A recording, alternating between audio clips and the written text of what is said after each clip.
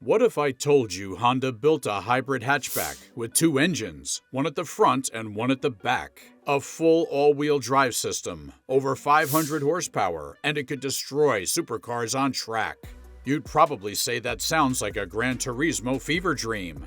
But it happened. It was real, and almost nobody knows about it. This is the story of the Mugen CRZ GT, the twin-engine time attack monster that Honda never meant to build. Let's rewind.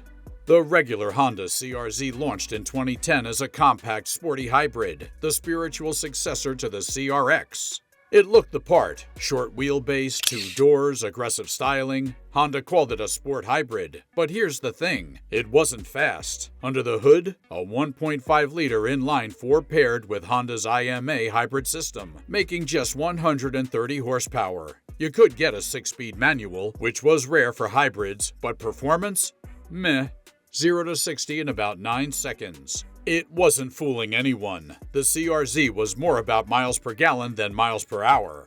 And while it had potential, light chassis, decent handling, it didn't live up to the hot hatch look it wore so confidently. But then came Mugen. You've probably heard of Mugen, Honda's in-house tuning partner with deep motorsports pedigree. They've built legendary race engines, Type R concepts, and track specials for decades. But in 2012, they unveiled something absolutely deranged. The Mugen CRZ GT, also known unofficially as the CRZ Mugen RR twin-engine prototype. This wasn't just a souped-up CRZ, it was two cars in one.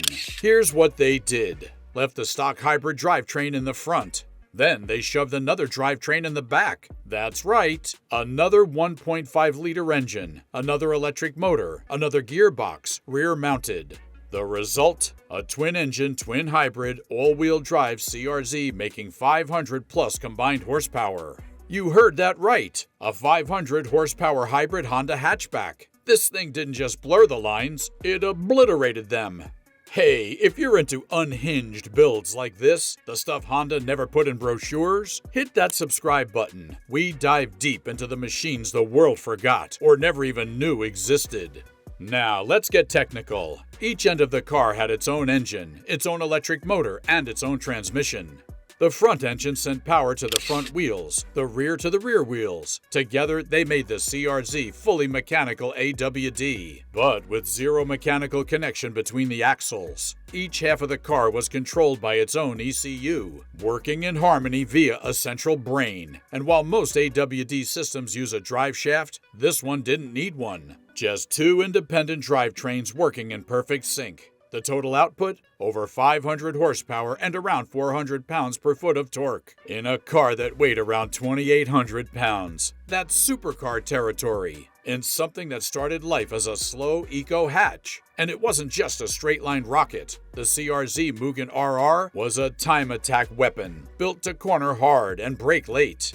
Mugen stripped the interior, added a full aero kit, race dampers, massive brakes, and sticky tires. It didn't just go fast, it handled fast. This wasn't just a concept. The CRZ GT actually raced. Mugen entered it in Japan's Super GT series, specifically the GT300 class, where it faced off against Porsche GT3s, RX-7s, and GT86s. Despite being the weirdest car on the grid, it was competitive, showing that this wild setup worked. But the version we're talking about, the twin-engine prototype, was even crazier than the GT race car. It wasn't meant to follow rules. It was built as an engineering exercise. A proof of concept. The idea was, what happens when we take everything we know, ignore all constraints, and see how far we can push a hybrid hatchback? The answer, it dominates track days and melts people's minds.